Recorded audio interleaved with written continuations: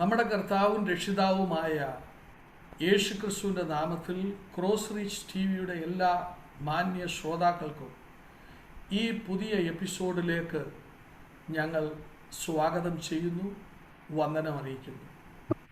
കഴിഞ്ഞ എപ്പിസോഡിൽ വെളിപ്പാട് പുസ്തകം 11-ാം അധ്യായം അതിൻ്റെ 2-ാം വാക്യത്തെ ആധാരമാക്കി 3-ാം ദേവാലയത്തിൻ്റെ പണിക്ക് ആവശ്യമായ സ്ഥലത്തെക്കുറിച്ചും നാം കേട്ടുവല്ലോ. അതിനോടനുബന്ധിച്ച് ചുവന്ന പശുക്കിടാവിൻ്റെ യാഗത്തെക്കുറിച്ചും നിയമത്തിൻ്റെ പെട്ടകത്തെക്കുറിച്ചും അല്പമായി നാം ശ്രവിക്കുവാൻ ഇടയായിത്തീർന്നു. ഇന്നത്തെ നമ്മുടെ എപ്പിസോഡിൽ ഈ 2 വിഷയങ്ങളെക്കുറിച്ചും കുറച്ചുകൂടി ആഴമായി നാം ശ്രവിക്കുവാൻ പോകുകയാണ്. അതിനായിട്ട് എല്ലാ ശ്രോതാക്കളെയും ഈ പുതിയ എപ്പിസോഡിലേക്ക് വിനീതമായി ഞങ്ങൾ സ്വാഗതം ചെയ്യുന്നു. ഇപ്പോൾ തിരുവെഴുത്തുകളുടെ വെളിച്ചത്തിൽ ഈ ചർച്ച മുൻപോട്ട് കൊണ്ടുപോകുവാനായി പാസ്റ്റർ ജോസിനെയും പാസ്റ്റർ തോംസൺ കൈതമംഗലം അവരുകളെയും സ്നേഹപൂർവം ക്ഷണിച്ചുകൊള്ളുന്നു.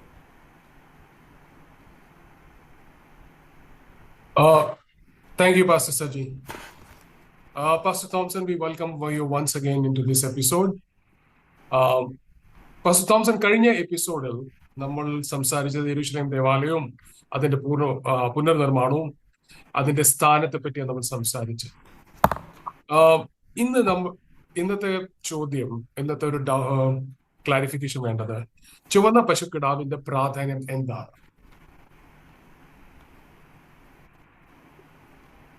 Okay.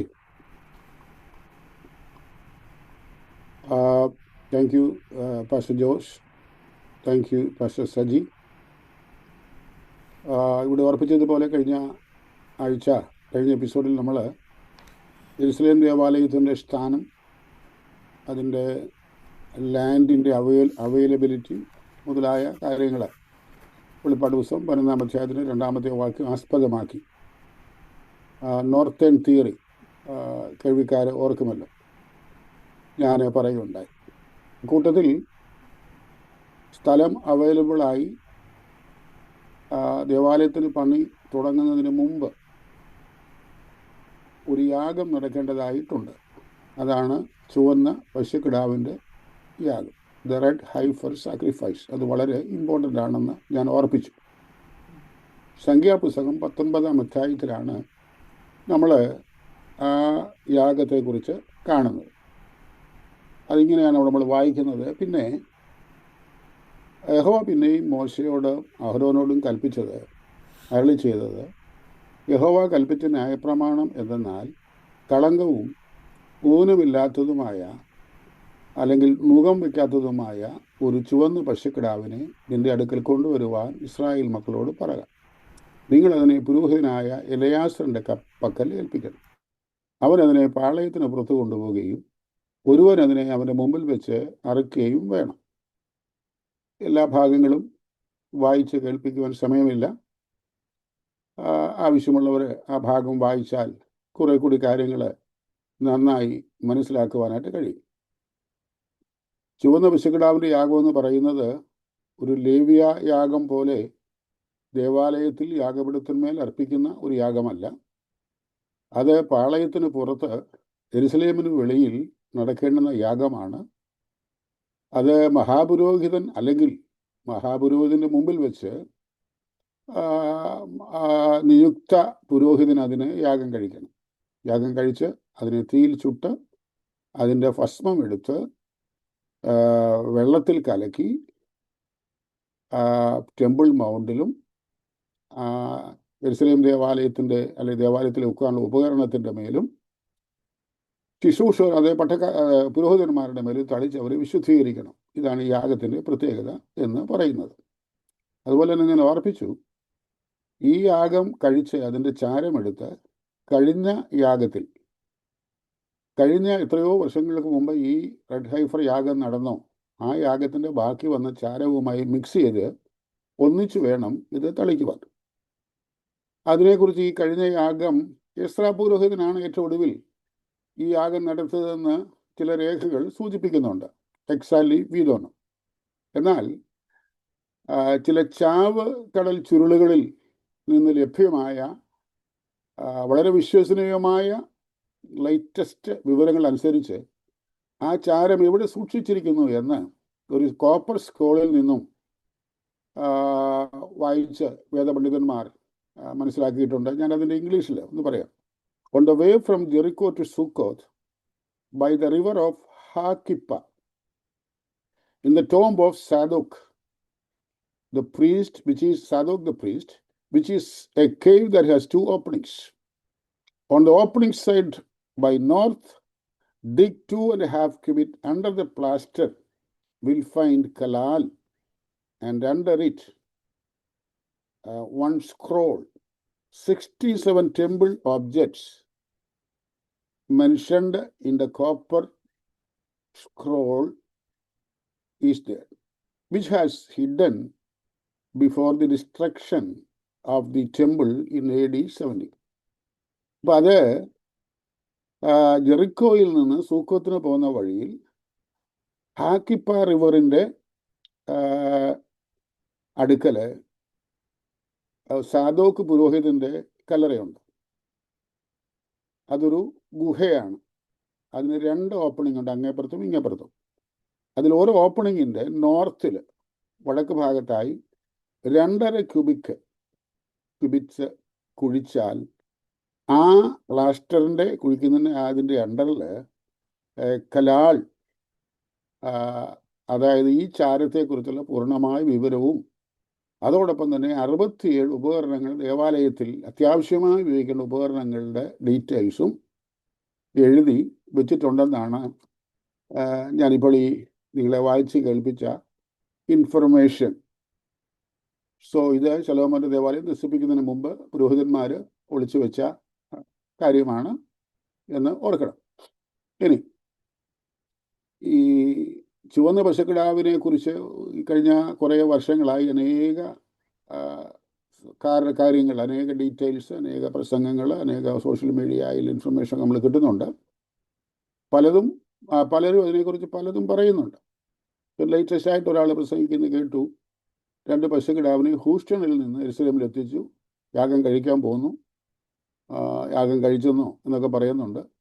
അതിനു മുമ്പും ഒത്തിരി ഇൻഫർമേഷൻ ഇതിനെക്കുറിച്ച് ഇങ്ങനെ വരുന്നുണ്ട്. അതിനെക്കുറിച്ചുള്ള ലേറ്റസ്റ്റ് ഇൻഫർമേഷൻ മാത്രമാണ് ഞാൻ പറയുന്നത്. ഞാൻ പറയുന്നതൊന്നും ഫൈനലല്ല. അതുകൊണ്ട് ആർക്കും ഇതിനെക്കുറിച്ചൊരു പ്രശ്നമൊന്നും ഉണ്ടാക്കേണ്ട ആവശ്യമൊന്നുമില്ല. ലേറ്റസ്റ്റ് റിസർച്ച് ചെയ്ത പല വേദശാസ്ത്രികൾ പറയുന്ന കാര്യങ്ങളാണ് ഞാൻ ഇവിടെ പറയുന്നത്. അപ്പം ഇന്നുവരെ ഈ ടെമ്പിൾ കമ്മിറ്റിയാണ് ഈ പശുക്കിടാവിനെ സെലക്ട് ചെയ്യേണ്ടത്. ഈ ചുവന്ന പശുക്കിടാവിൻ്റെ ശരീരഭാഗത്ത് കറുത്തതോ വെളുത്തതോ ആയ ഒരു രോമം പോലും കാണുവാൻ പാടില്ല. ഒരു പാച്ച്, ഒരു പാട് ഒന്നും ഉണ്ടാകാൻ പാടില്ല. 100% ഇത് ചുവന്ന പശുക്കിടാവായിരിക്കണം. ഒരു പ്രശ്നം ഉണ്ടാകാൻ പാടില്ല. അപ്പം ടെമ്പിൾ കമ്മിറ്റി ഇതുവരെയായിട്ടും യാഗം കഴിക്കുവാൻ ആവശ്യമായ അല്ലെങ്കിൽ സെലക്ട് ചെയ്ത ഒരു പശുക്കിടാവിനെ കണ്ടെടുത്തിട്ടില്ല. അതിന് കാരണം 100% ചുവന്ന പശുക്കിടാവിന് ഇതുവരെയും കിട്ടിയിട്ടില്ല. എന്നാൽ അതിനെ ഉണ്ടാക്കിയെടുക്കുവാനൊക്കെ ഉള്ള സകല ജോലികളും പലരും പലയിടത്തും ഈവൻ ടെമ്പിൾ കമ്മിറ്റി ചെയ്യുന്നുണ്ട്. ഇതുവരെയായിട്ടും അത് സംഭവിച്ചിട്ടില്ല. ആസന്ന ഭാവിയിൽ ദൈവത്തിൻ്റെ സമയത്ത് അങ്ങനെ ഒരു പശുക്കിടാവിനെ ലഭിക്കുമെന്ന് അവർ പൂർണ്ണമായി വിശ്വസിക്കുന്നു. കഴിഞ്ഞ നാളുകളിലൊക്കെ കഴിഞ്ഞ ഈ യാഗങ്ങൾ 7 യാഗങ്ങൾ ഇതുവരെ നടന്നിട്ടുണ്ട്. 6 7 അതെല്ലാം 100% ഒരു ഊനവുമില്ലാത്ത പശുക്കിടാവിനെയാണ് യാഗം കഴിച്ചിട്ടുള്ളത്. ഇനി ഇതിനെ യാഗം കഴിക്കുന്നത് ദേവാലയത്തിലല്ല, ഇതിനെ പാളയത്തിന് പുറത്ത്, അത് യെരുശലേമിന് വെളിയിൽ കൊണ്ടുപോയി നമ്മുടെ കർത്താവിന് യാഗമായതുപോലെ തന്നെ ഈ ചുവന്ന പശുക്കിടാവിൻ്റെ യാഗമെന്ന് പറയുന്നത് യേശുക്രിസ്തുവിൻ്റെ യാഗത്തെ കാണിക്കുന്ന ഒരു യാഗമാണ്. അതിനെ പൂർണ്ണമായി അതിനെ പൂർണ്ണമായി ചുട്ടാൻ ഒരു ഭാഗവും കളയാൻ പാടില്ല. ഒറ്റ ഭാഗങ്ങളും കളയാൻ പാടില്ല. ചുട്ട് അതിൻ്റെ ചാരമെടുത്ത് പഴയ ചാരത്തിൽ മിക്സ് ചെയ്ത് വെള്ളത്തിൽ തളിച്ച് ടെമ്പിൾ മൗണ്ടിലും ദേവാലയത്തിൻ്റെ ഉപകരണങ്ങളുടെ മേലും ടെമ്പിൾ പ്രീസ്റ്റിൻ്റെ മേലും തളിച്ച് അവരെ ശുദ്ധീകരിച്ചതിന് ശേഷമായിരിക്കും ആലയത്തിൻ്റെ പണി തുടങ്ങുന്നത്. അത് ഈസിയായിട്ട് പെട്ടെന്ന് നടക്കുന്ന ഒരു കാര്യം അല്ല. 1991 ഈ പശുക്കിടാവിൻ്റെ ഒരു ഫ്രോസൺ എംബ്രിയോ ഇംഗ്ലണ്ടിൽ നിന്ന് യെരുശലേമിൽ കൊണ്ടുവന്നെന്നും അങ്ങനെ ഒരു പശുക്കിടാവിനെ ഉണ്ടാക്കിയെടുത്തെന്നും അതല്ല ഹൂസ്റ്റണിൽ നിന്ന് കൊണ്ടുവന്നെന്നും അല്ല യെരുശലേമിൽ തന്നെ ഇങ്ങനെ അനേക പശുക്കിടാക്കൾ ഉണ്ടെന്നും എല്ലാം റെഡിയാണെന്നൊക്കെയുള്ള വാർത്ത നമ്മളെ നിരന്തരം കേട്ടുകൊണ്ടിരിക്കുന്നു. ഒരു പരിധി വരെ അത് ദൈവമക്കളുടെ ആകാംക്ഷയാണ്, നമുക്കാരെയും കുറ്റമൊന്നും പറയാൻ പറ്റത്തില്ല. But in God's time, in the right time, the right red heifer will be revealed. അത് ഞാൻ പറഞ്ഞ പോലെ തന്നെ അതിനെ യാഗം കഴിച്ച് ടെമ്പിൾ മൗണ്ട് ശുദ്ധീകരിക്കുന്നതായിരിക്കും. പാസ്റ്റർ, അപ്പോൾ അതിന്റെ കണ്ടിന്യൂഷനിൽ നിയമപ്പെട്ടകത്തിന്റെ പറ്റിയും ഒന്ന് ക്ലാരിഫൈ ചെയ്യാമോ? അത് എപ്പോൾ സ്ഥാപിക്കപ്പെടും, അത് പുനഃസ്ഥാപിക്കപ്പെടും ഇല്ലയോ എന്ന്? ഷുവർ. അത് നമുക്കൊന്ന് ചിന്തിക്കാം. ഒന്ന്, ദേവാലയത്തിൻ്റെ സ്ഥലം. 2, സ്ഥലവും മറ്റു ഉള്ളതൊക്കെ ശുദ്ധീകരിക്കാൻ ആവശ്യമായ റെഡ് ഹൈഫർ സാക്രിഫൈസ്, ചുവന്ന പശുക്കിടാവിൻ്റെ യാഗം നടക്കണം. 3, ദേവാലയത്തിൻ്റെ പണി കഴിഞ്ഞാൽ ഇതിനകത്ത് കൊണ്ട് സ്ഥാപിക്കേണ്ട ഏറ്റവും ഇമ്പോർട്ടൻ്റ് ആയിട്ടുള്ള ഒരു വിഷയം എന്ന് പറയുന്നത് ഈ ആർക്ക് ഓഫ് ദി കവനൻ്റ്, നിയമത്തിൻ്റെ പെട്ടകം. നിയമത്തിൻ്റെ പെട്ടകം ഇതിനകത്ത് വന്നെങ്കിൽ മാത്രമേ ഇതിനെ ദേവാലയമെന്ന് പറയുവാൻ പാടുള്ളൂ.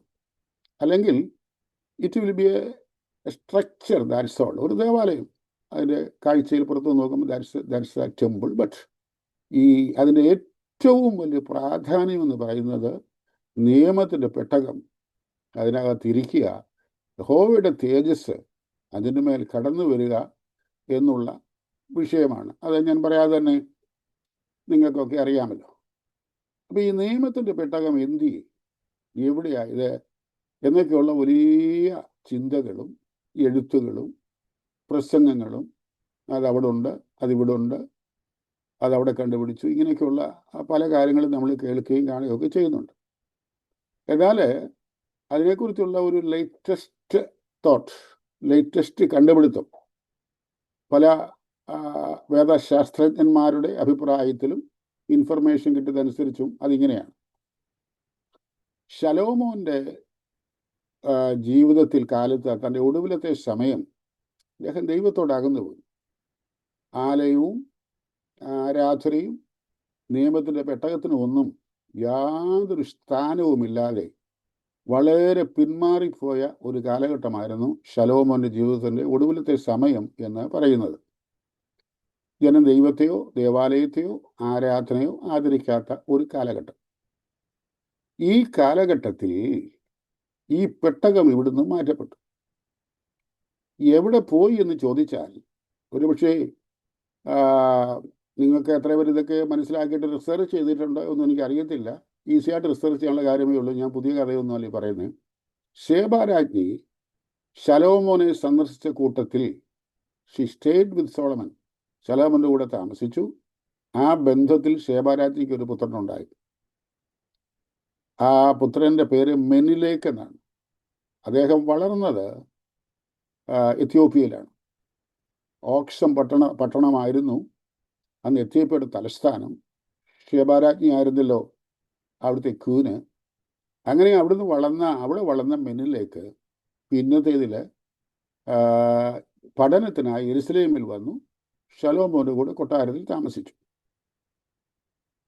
എന്നാൽ ഒരു 10-20 വയസ്സൊക്കെ ആയി ഈ മെനിലേക്ക് എത്യോപ്യയിലേക്ക് തൻ്റെ അമ്മയുടെ അടുക്കിലേക്ക് മടങ്ങുന്ന സമയം ഈ ദേവാലയത്തിൻ്റെ അവസ്ഥയും ആരാധനയുടെ അവസ്ഥയും അല്ലെങ്കിൽ ഈ നിയമത്തിൻ്റെ പെട്ടകത്തിൻ്റെ അൺഇമ്പോർട്ടൻസും ഒക്കെ കണ്ടിട്ട് ഈ പെട്ടകം താൻ പോയ തൻ്റെ കൂടെ എത്യോപ്യയിലേക്ക് കൊണ്ടുപോയി എന്നാണ് പല എഴുത്തുകളും പല ഇൻഫർമേഷനും പറയുന്നത്. അതിന് തന്നെ സഹായിച്ചത് അന്നത്തെ പുരോഹിതൻ, അതായത് സാദോക്കിൻ്റെ മകനായ, എനിക്ക് തോന്നുന്നു അസരിയ എന്ന് എനിക്ക് തോന്നുന്നു, I am not sure exactly, പല കാര്യങ്ങളും പെട്ടെന്ന് പേരുകൾ ഓർമ്മ വരത്തില്ല. പുരോഹിതനാണ് ഈ പെട്ടകം അവിടുന്ന് കൊണ്ടുപോകുവാനായിട്ട് മെനിലേക്കിനെ, അതായത് ശലോമോന്റെ മോനെ സഹായിച്ചത്. അപ്പം എന്ത് ചെയ്യും? അതിനു മുമ്പ് അവിടെ പെട്ടകം ഉള്ളതായിട്ട് ചില രേഖകൾ നമ്മൾ വായിക്കുന്നു വേദപുസ്തകത്തിൽ. സത്യത്തിൽ അവിടെ ഒരു ഡ്യൂപ്ലിക്കേറ്റ് പെട്ടകം ഉണ്ടാക്കി വെച്ചിട്ട് ആർക്കും ഒരു സംശയം തോന്നാത്ത രീതിയിൽ ഒറിജിനൽ പെട്ടകം അവിടുന്ന് എത്യോപ്യയിലേക്ക് കടത്തുകയായിരുന്നു. ഒരു പുരോഹിതനാണ്, അന്നത്തെ പുരോഹിതനാണ് അതിനകത്ത് മെയിൻ റോള് വഹിച്ചത്. ഇനി ശലോമോന്റെ മോനൊക്കെ എത്യോപ്യയിലോട്ടൊക്കെ തിരിച്ചു പോകാന്ന് പറഞ്ഞ് നമ്മൾ പോകുന്ന പോലെ 2 പെട്ടിയും ഒരു എയർബാഗും കൊണ്ടല്ല പോകുന്നത്.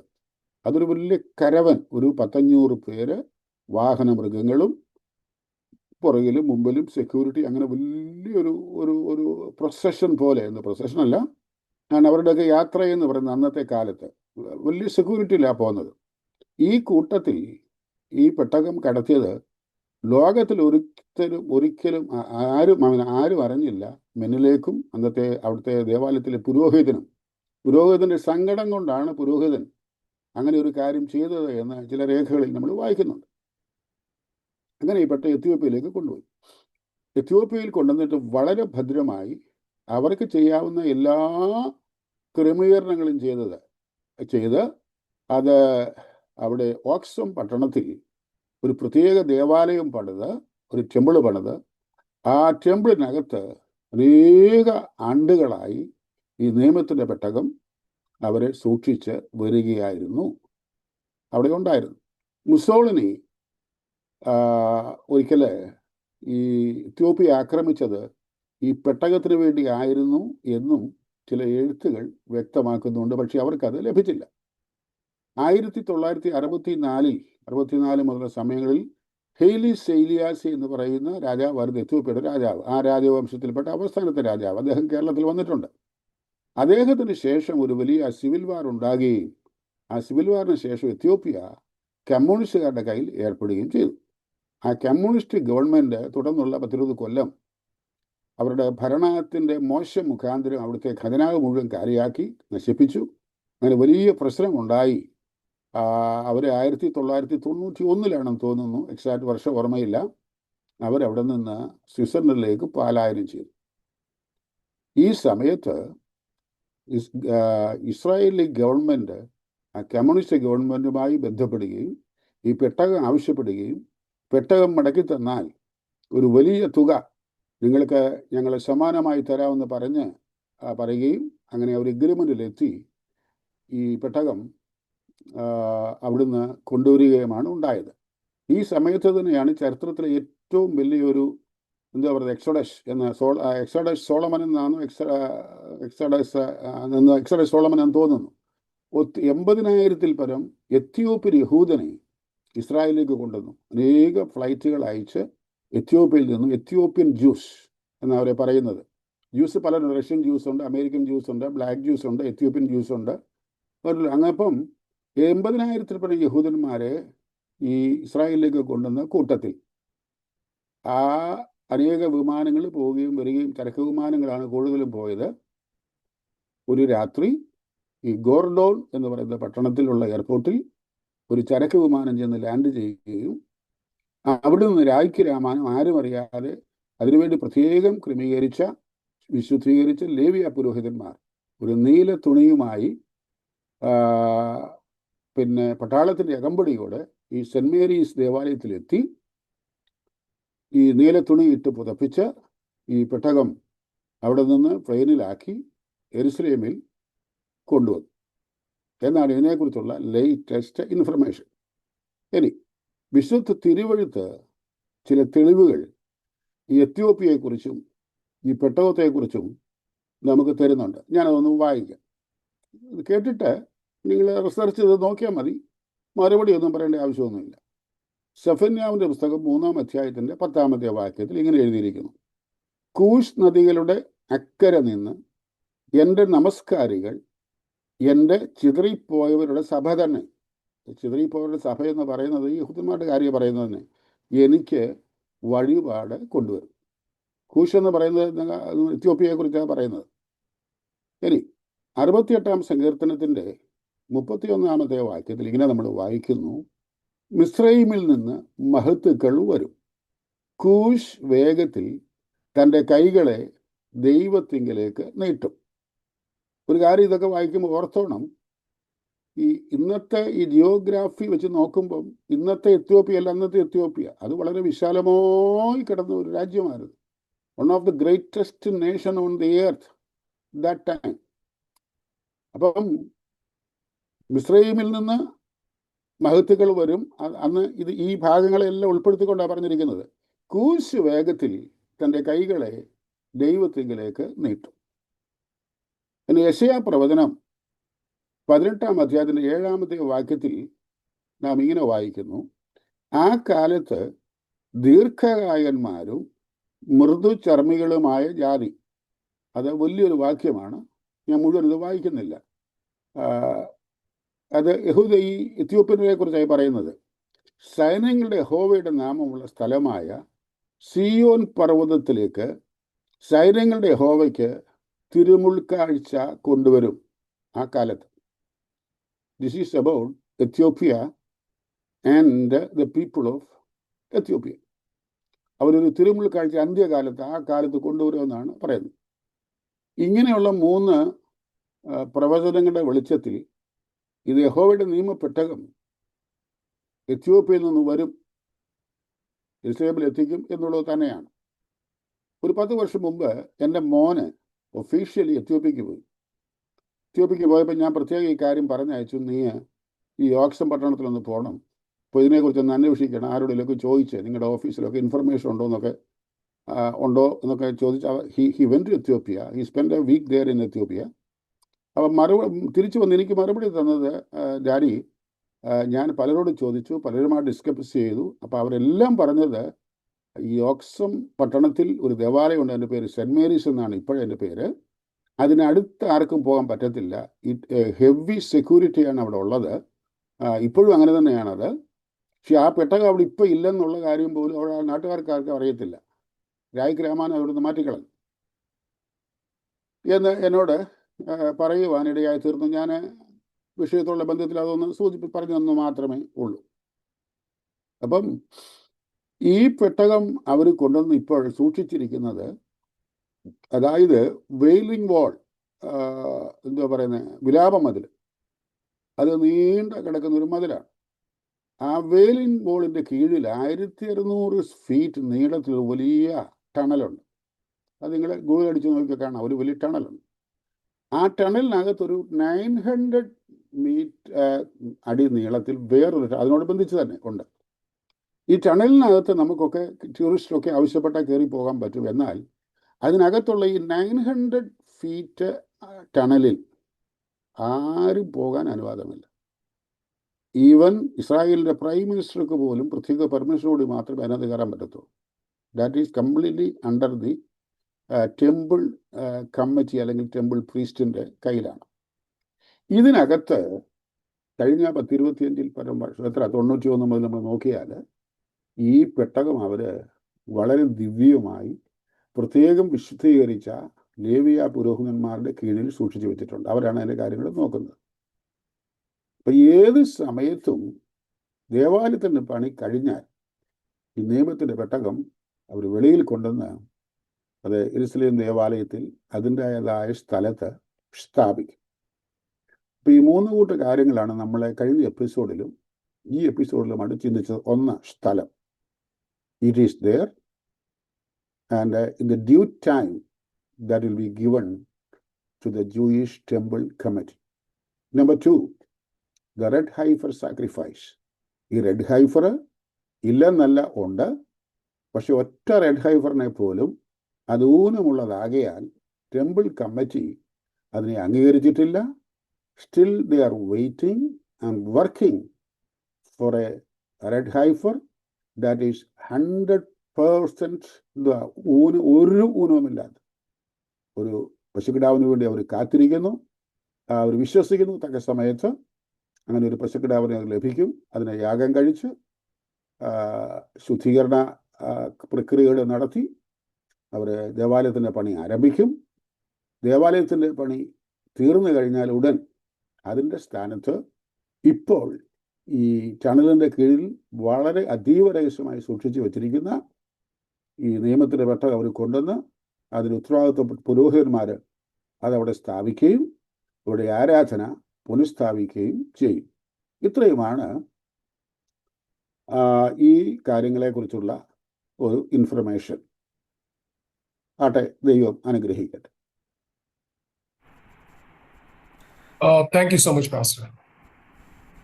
ദൈവവചനവും ചരിത്ര വിഷയങ്ങളെയും ആസ്പദമാക്കി ഈ രണ്ട് വിഷയങ്ങളോടുള്ള ബന്ധത്തിൽ ആഴമായൊരു പ്രകാശനം തന്നതിന് ദൈവദാസന്മാർക്ക് വളരെ നന്ദി ഞങ്ങൾ അറിയിക്കുന്നു. വളരെ ക്ഷമയോടുകൂടെ ഈ എപ്പിസോഡ് ശ്രവിച്ച നിങ്ങളെല്ലാവർക്കും ഒരിക്കൽ കൂടി ക്രിസ്തുയേശുവിൻ്റെ നാമത്തിൽ ഞങ്ങളുടെ സ്നേഹ വന്ദനത്തെയും നന്ദിയെയും അറിയിക്കുന്നു. അടുത്ത എപ്പിസോഡിൽ നമ്മൾ വീണ്ടും കണ്ടുമുട്ടുന്നത് വരെ സർവദയാലുവായ കർത്താവ് നമ്മെ ഓരോരുത്തരെയും നമ്മളായിരിക്കുന്ന സ്ഥാനങ്ങളിൽ പരിപാലിക്കുമാറാകട്ടെ. ദൈവമായ കർത്താവ് നമ്മെ എല്ലാവരെയും അനുഗ്രഹിക്കട്ടെ.